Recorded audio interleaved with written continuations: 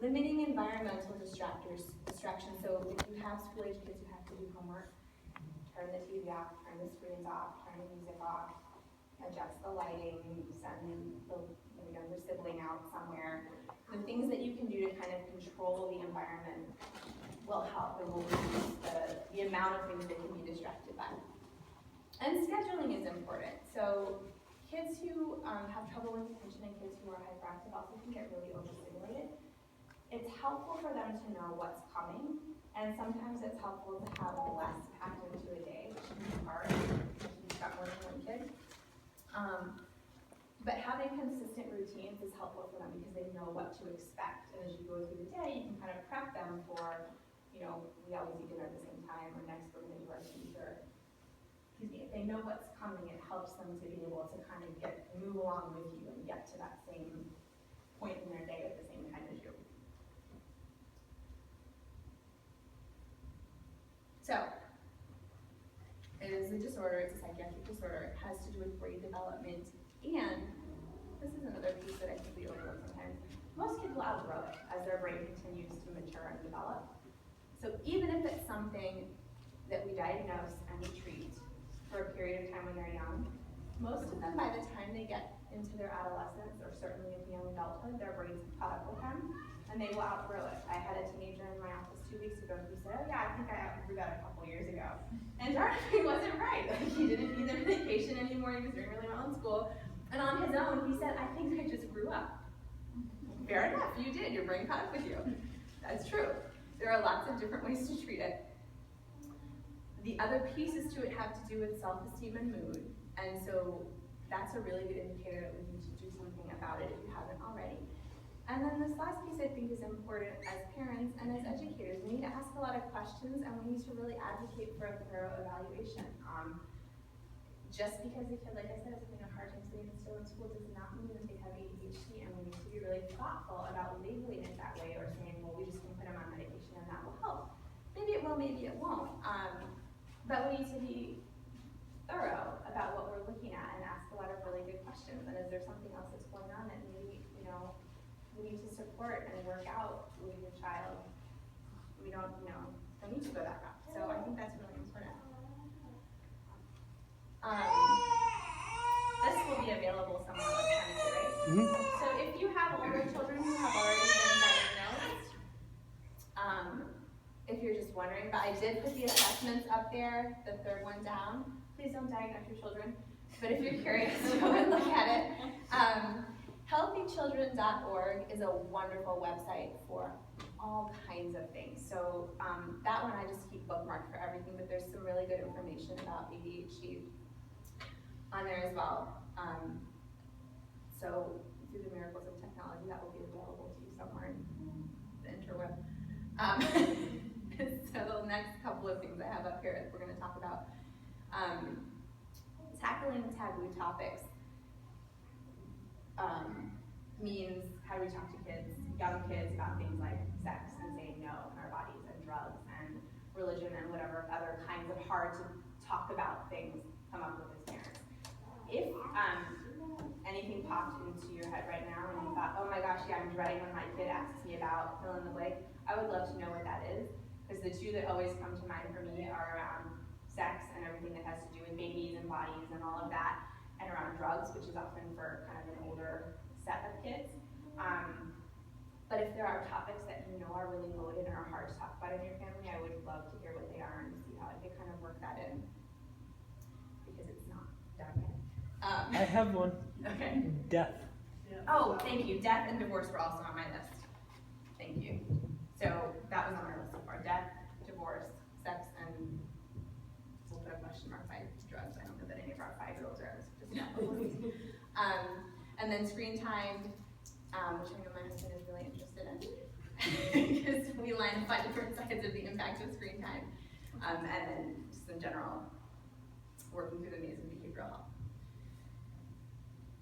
So, I did talk really fast.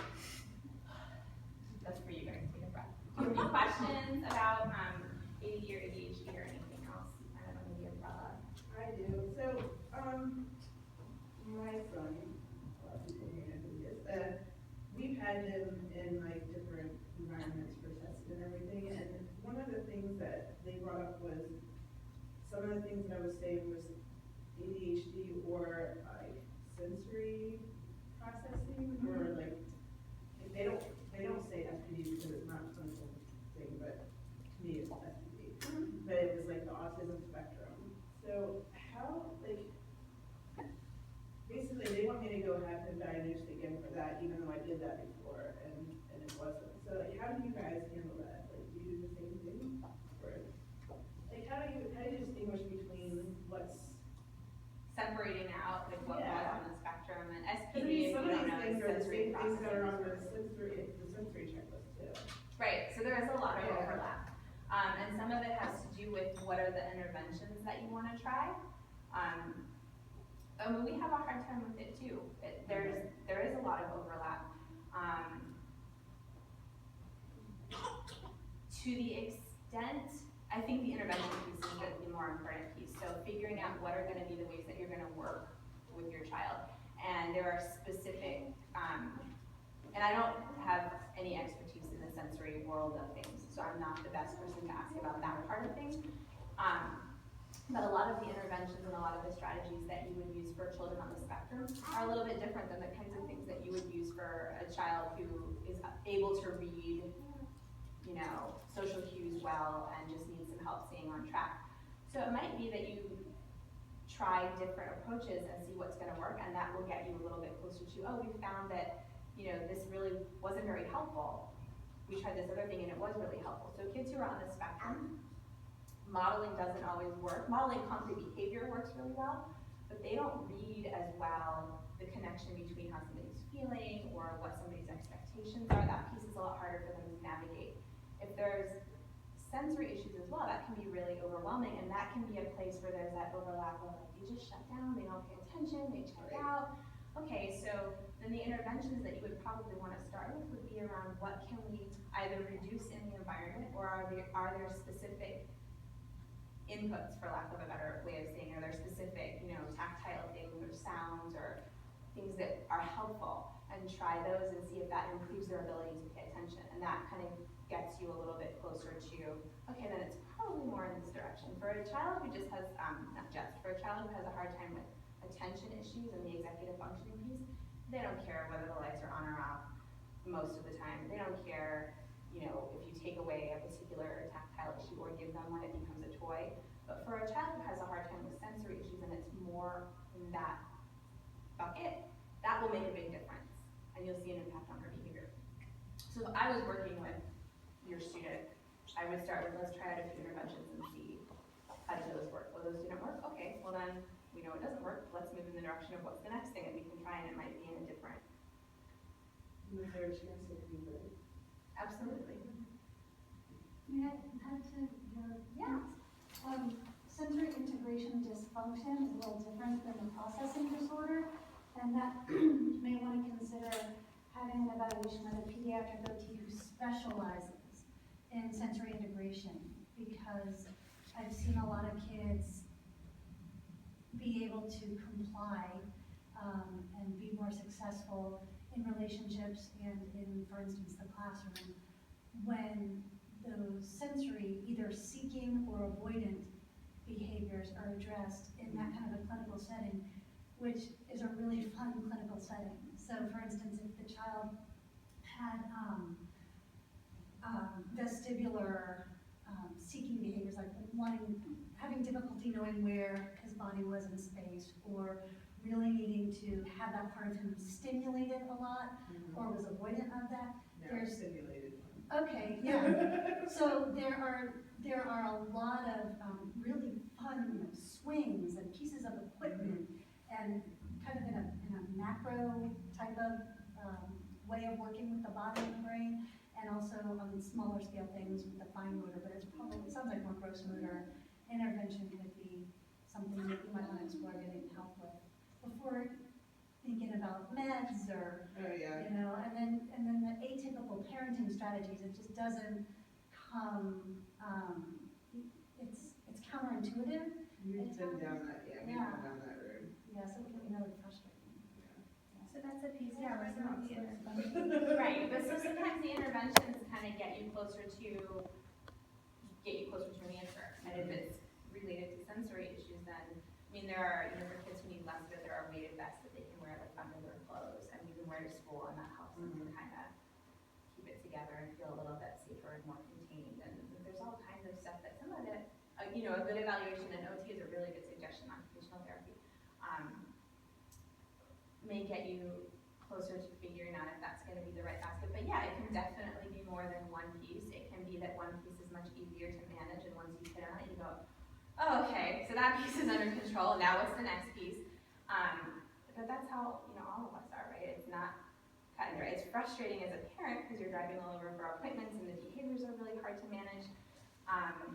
And I would say, please make sure that whoever you're working with is really supportive of you and not just talking at you about what you need to be doing and where you need to be going and all of that, because it's hard, right? Because things like timeout don't work, then what do you do when your child's just not listening? So, yeah, it can definitely be more than one. Right, one more question. Yeah. Is it genetic? Is ADHD, has that been like proven genetic? No, there's not a lot that's been proven yet in the behavioral kind of the more behavioral disorders. So no. Does that mean that it's not more common in family trees, in some family trees than others? No. But that could be for a lot of reasons. It could also be that a parent that has a hard time paying attention has a more disorganized style of parenting. And so if you have that from day one, does your child have a harder time making sense and organizing? Yeah, maybe. That's a big piece of it. I think with a lot of things is some of the brain mapping slide that was up here. That's kind of where the science is at, is really looking at like how does your brain work when it's having a hard time paying attention, and how what can we do to help it to function more efficiently. But a big piece of that too is really looking at what are we expecting of kids as their brains develop. And so a lot of what we have been saying over the years around diagnosing ADHD really early and getting kids on a good treatment plan kind of runs counterintuitive to the fact that our brains just aren't done developing yet. And so we really need to think about how much we label as a disorder and how much of it is just kids have a hard time paying attention and sitting still when they're young because they weren't meant to do that. And the way that we teach our children is really different than it was 50 years ago, and the amount of playtime that they have is really different than it was 10 years ago or 15 years ago. So as expectations in the environment have changed, our brains haven't. They still need that time to play. There's also some interesting research that suggests that the more physically active our children are, the more quickly their brains develop. From the centers of the brain develop more quickly, and they're stimulated by physical activity. But we're a much less physically active society, and we expect them to sit still, which runs counter to what facilitates brain development. So actually, if we want them to pay attention and be able to attend, they need to move around. And they need to move around a lot, and they need to do it consistently. But we put them in situations where they have to sit still a lot and listen a lot. And so the brain has a lot to do with it, but we're not at that point where we would say it's genetic. There's no test that can kind of look for it. Environment plays a big role in it too. Yeah.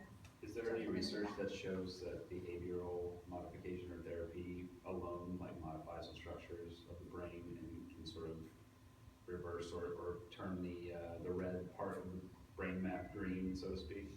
There is definitely research that shows that behavior modification can change the red part green. I don't know that, I don't know of any research that says it modifies the structures of the brain, but there's definitely. Whatever would turn it green. So. Yeah, so biofeedback is a good example of that, where we give a kid an activity to do and have them do the activity, like a concentration activity, and then watch how effective their brain is at attending to it and paying attention to it. It's a sciencey activity, but it speaks to the fact that without the addition of medication or anything else, we can teach kids to concentrate and focus more effectively. And there are lots of different ways to do it. There's a lot of times people like this. This is my husband. There are video games that you can do, kind of get kids to focus on a particular activity, and move this object over here, or move these shapes around. Just use executive functioning skills using their concentration skills. That does over time turn that spot green. So that's more about the cognitive piece of it. But we can teach kids behavior modification can help kids to improve their ability to control themselves and think through absolutely. It's got a lot to do with how are they feeling about themselves while you're doing it. Because that takes a lot of time to change behavior. And if the issues are so significant that they don't have friends, or they're really stressed out at home, or they feel really badly about themselves, then you may want to do